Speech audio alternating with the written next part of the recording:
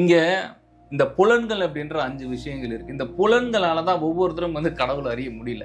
ஏன்னா ஒரு மனுஷனுடைய புலன்கள்ன்றது ஒரு இடத்துல அடங்கு. அதுல எது கேட்டாலும் அது பக்கம் ஓடிடுது. கண்கள்ல எது பார்த்தாலும் அது பின்னாடி ஓடிடுது. இதைதான் திருமூலர் சொல்றாரு, உள்ளம் பெருங்கோயில் ஊனுடம்பு ஆலயம் வள்ளல் பிராணார்க்கு வாய் கோபுர வாசல் தெல்ல தெளிந்தார்க்கு சிவனே சிவலிங்கம் என்றார். அப்படின்னா என்ன? ஆங்காரம் உள்ளடிக்கு ஐம்புலனை சுட்டரித்து தூங்காமல் சுகம் பெறுவது எக்காலம் என்றாரு பத்திரிகிரி. வள்ளலார் என்ன சொல்றாருன்னா, அருட்பெருஞ்சோதி அருட்பெருஞ்சோதி தனிப்பெரும் கருணை அருட்பெரும் ஜோதின்றார்.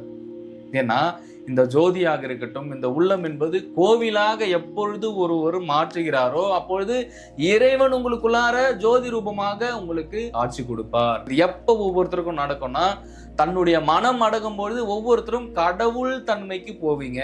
கடவுள் அப்படின்றது ரெண்டா பிரிச்சீங்கனால நீங்க கடந்து உள்ள போற ஒரு தன்மை தான் இங்க சொல்றது கடவுள். கடவுள் நம்மளோட தான் இருக்காது. பட் ஆனா நம்ம எடுக்க தவறான முடிவை ஏன் கடவுளால அந்த டைமில் தடுக்க முடிய மாட்டேங்குது? கடவுளுக்கு ஒருத்தர் செய்யக்கூடிய தவறுகளை தட்டி கேட்கவோ அது நிறுத்துவது அவருடைய வேலையே கிடையாது.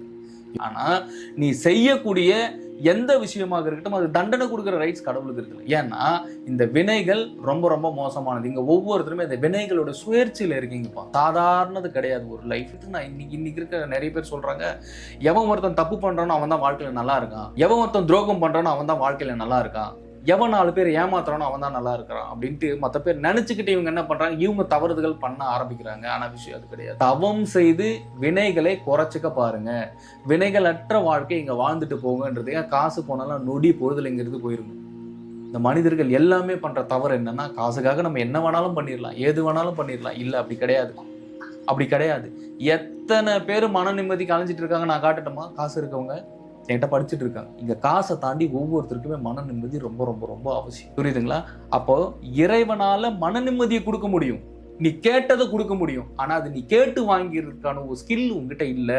அது நீ கேட்டு வாங்கறதுக்கு நீ உன்னை அர்ப்பணிக்கல. இதுதான் பிரச்சனை. அதேமாரி குருஜி, கடவுளோட குரலுக்கும் நம்மளோட குரலுக்கும் வித்தியாசம் என்ன?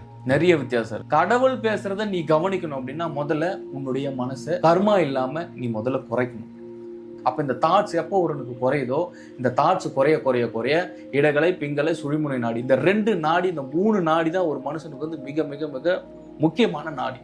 இதுல சுழிமுனை நாடி ரொம்ப ரொம்ப ரொம்ப முக்கியமான ஒண்ணு. எப்போ ஒருத்தனுடைய சிந்தனையும் எப்போ ஒருத்தனுடைய கவனமும் வெளியில இந்த 2 நாடிகளுக்குள்ள ஓடாம சுழிமுனை நாடியில ஓடும் பொழுது இந்த பிராண சக்தி ஓட ஆரம்பிக்குதோ அப்போதான் இறைவன் முழுமையாக விழிப்படைவார். இறைவன் அங்குதான் ஒளி ரூபமாக காட்சி கொடுக்கிறார். இதுதான் எல்லா சித்தர்களுமே சொல்றது. இதுக்குதான் பயிற்சி பண்ணுங்க, தியானம் பண்ணுங்க. இறைவன் உங்ககிட்ட பேசுறதுக்கு தயாரா இருக்காரு. அவன் சூட்சமமா உங்களை கவனிச்சுக்கிட்டு இருக்கான். இதுதான் சொல்றாரு, கண்காணி இல்லென்று கள்ளம் பல செய்வோர் கண்காணி இல்லா இடமில்லை காண்கால், கண்காணி இல்லா இடமில்லை காணுங்கால், கண்காணியாய் கலந்துங்கும் நின்றதை கண்காணியை கண்டார் களவொழிந்தாரே அப்படின்றாரு. அப்படின்னா என்ன தெரியுமா? எல்லா இடத்துலயுமே உனக்கு சிசிடிவி இருக்கு. எல்லா இடத்துலயுமே சிசிடிவி இருக்கு. உன் இறைவன் உன்னை கவனிச்சுட்டு தான் இருக்காரு. இறைவன் உங்ககிட்ட பேசிட்டு தான் இருக்காரு. ஆனா நீ தான் இறைவனுக்கு இடம் கொடுக்கல. ஏன்னா நீ முழுக்க முழுக்க முழுக்க மாயையில ஓடிக்கிட்டு இருக்க. மாயை ரொம்ப மோசமானது. நீ மறுபடியும் ஏதாச்சும் ஒரு சாமியார் கிட்ட போனாலும் உன்னை அந்த நேரத்துக்கு சரி பண்ணிக்க தான் நீ பாக்குற. அந்த நேரத்துக்கு எல்லா சாமியாரும் சரி பண்ணி விட்டுருவாங்க. உனக்கு உண்டான வார்த்தைகளோ, உனக்கு உண்டான சொற்பொழிவுகளோ, உனக்கான சச்சகமும் எல்லா ஞானியர்களும் எல்லா மகான்களும் கொடுப்பாங்க. ஆனா நீ சரி பண்ணிக்கிட்டு நீ என்ன தெரியுமா பண்ணுவ? திருப்பி போய் மாயை டிராப்ல தான் விழுற. இதுதான் எல்லாரும் பண்ற தப்பு. அப்போ கொடுக்கக்கூடிய பயிற்சிகளை சரியா பண்ணணும். அப்போ ஒவ்வொருத்தருமே பயிற்சிகளை சரியாக பண்ணும்போது ஏன் முடியாது? எல்லாராலையும் கடவுள் கிட்ட பேச. ஆனா கடவுள் கிட்ட அவ்வளவு எளிமையா நீ பேச முடியாது. மாயையில உன்னுடைய மனசை அலைய விட்டுக்கிட்டு கடவுள் ஒரு பேரொளியானவர். ஒரே ஒரு டைம் உன்னுடைய பிரம்மரந்திரத்தை திறந்து நீ உடலுக்குள்ள இருந்து வெளியே பார்த்துட்டனா உன்னுடைய 1,00,000 பிறவியோட கர்மா தீர்ந்து போய் உன்னுடைய வாழ்க்கையை எங்கேயோ கொண்டு போயிடுவார் குருவும் இறைவனும். அது சாதாரண விஷயம் கிடையாது. அப்போ பேசுவார் இறைவன் உள்ள. கடவுளோட குரல் நம்ம தான் கேட்க மாட்டோம்ட்டு. ஆனா கடவுள் நம்மோட இருக்கிறத நம்ம உணர்ந்துட்டோம்னா நமக்கு என்ன மாதிரி மாற்றங்கள்? எல்லாமே கடவுளா தெரியும். ஏன்னா நீ கடவுள்ல இருந்து நீ வேறுபட்டிருக்க, முழுமையா நீ வேறுபட்டிருக்க. உன்னுடைய கவனம் உன்னுடைய சிந்தனையிலே கிடையவே கிடையாது. நீ ஆப்போசிட்ல எந்த விஷயங்கள் வந்தாலே அது பின்னாடி நீ மாயையில சிக்கி போயிடுற. இதான் உன் பிரச்சனையே. உன்னுடைய அறியாமையான பிரச்சனையே இதுதான். நீ உன்னை ஒழுங்குக்கு கொண்டு வர்றது கிடையாது. ஆனா எனக்கு பிரபஞ்சத்துல எல்லாமே வேணும். காசு வேணும், எனக்கு பணம் வேணும், என்னுடைய சூழல் மாறணும், என்னுடைய வாழ்க்கை மாறணும்னா சத்தியமா மாறாது. ஏன்னா இங்க மேனிஃபெஸ்ட் அப்படின்ற ஒரு விஷயம் இருக்கு. எப்போ நீ ஒரு சரியான குரு கிட்ட ஒரு உபதேசம் வாங்கி நீ பயிற்சி எடுத்து தீட்சை எடுத்து பயிற்சி எடுத்து பண்றியோ அப்பவே நீ உன்னோட கர்மாவா இருக்கட்டும் கிட்டத்தட்ட உன்னோட கர்மால 45% குறைச்சி விட்டுருவாங்க. நீ கர்மா குறைக்கிறதுக்கு எந்த வழியும் பண்ணவே இல்லையே. நீ தான தர்மம் பண்ணிருக்கியா? இல்ல. உட்காந்து பயிற்சி பண்ணிருக்கியா? இல்ல. இப்ப இந்த விஷயம் எதுவுமே பண்ணாம வாழ்க்கை மாறினா எப்படிப்பா மாறும்? எப்படி மாறும் சொல்லுங்க மாறுமா? ஏன்னா உன்னுடைய சுமையை இறக்கி வைக்க நீயே தயாரா இல்ல. இதுதான் உன் பிரச்சனையே. அப்புறம் எனக்கு அங்க வலிக்குது, எனக்கு இங்க வலிக்குதுன்னு அப்புறம் எங்க இருந்து இங்க நீங்க காணக்கூடிய எல்லாமே ஒரு கனவு தான். நீங்க ஒரு கனவு உலகத்துல தான் நீங்க வாழ்ந்துகிட்டு இருக்கீங்க. எல்லாமே மெய் மாதிரி இருக்கும், எல்லாமே நிஜம் மாதிரி இருக்கும். ஆனா இங்க எதுவுமே நிஜம் கிடையாது, எல்லாமே நிழல் தான். சரியா? இந்த நிழல் உனக்கு நிஜமா தெரியுது தான் உன்னுடைய பிரச்சனை, தான் உன்னுடைய அறியாமை. எப்ப நீ இது நிழல், இது நிஜம் கிடையாது, நிஜம் என் அப்பன் சிவன் மட்டுமே, சிவபெருமான் மட்டுமே, அவர்தான் சகலமும் தன்னுடைய கட்டுக்குள் வைத்திருக்கிறார், அவர்தான் பரபிரமமாக எங்கும் நிறைந்திருக்கிறார் அப்படின்ற ஒரு பொருள்பட நீங்க ஒவ்வொருத்தருமே பிரம்மயோகம் போன்ற ஒரு உயர் ரக பயிற்சிகளை எடுக்கும்போது, நீங்கள் ஞான நிலைக்கு போகும்போது, உங்களுடைய சுழிமுனை திறக்கும் போது, உங்களுடைய நெற்றிக்கண்ணை திறந்து பிரம்மரந்திரத்தை நீங்கள் திறக்கும் போது தான் உங்களுக்கு பல விஷயங்களும் உண்மைகளும் இங்கே புலப்படும்.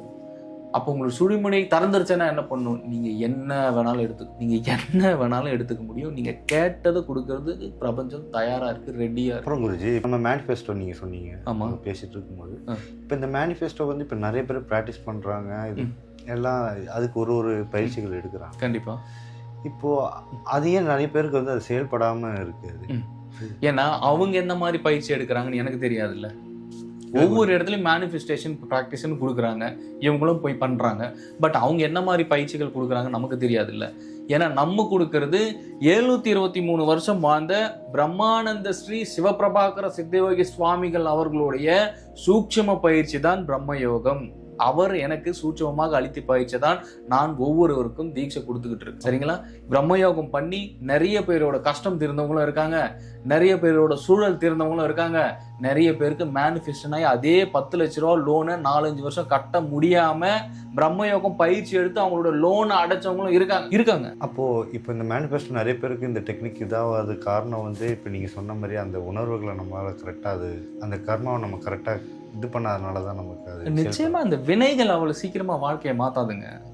இந்த வினைகள் அவ்வளவு சீக்கிரமா மாற்றவே மாத்தாது. ஆனா ஒவ்வொருவருமே பயிற்சியை கரெக்டாக பண்ணணும், சொல்லிக் கொடுக்குற பயிற்சியை கரெக்டாக பண்ணணும். நீங்கள் நான் போயிட்டு ஏதோ ஒரு பயிற்சி எடுத்துகிட்டு வந்து எனக்கு இது ஒர்க் அவுட் ஆகலன்னு என்கிட்ட கேட்டால் நான் என்ன பண்ண முடியும்? இது எப்படி இருக்குன்னா, பக்கத்து கடையில் போயிட்டு மளிகை சாமான் வாங்கிட்டு என் கடைக்கு வந்து இந்த பொருள் நல்லா இல்லை, இதை மாற்றிக்கங்கன்னா நான் மாற்றிப்பேனா? நம்ம அங்கே நீங்கள் கேட்கணும். ஏன்னா நிறைய பேர் என்ன பண்ணுறாங்கன்னா, வேற ஒரு இடத்துல மேனிஃபெஸ்டேஷன் பல ப்ராக்டிசஸ் இருக்கு, வேற எங்கேயே தீட்சை எடுத்துடும், நம்ம கிட்ட சந்தேகங்கள் கேட்கும்போது நம்ம எப்படி அதை தீர்த்து கொடுக்க முடியும்? நம்ம எப்படி அது சொல்ல முடியும்? நம்ம கிட்ட பொருள் வாங்கினா தான் நம்ம சொல்ல முடியும்.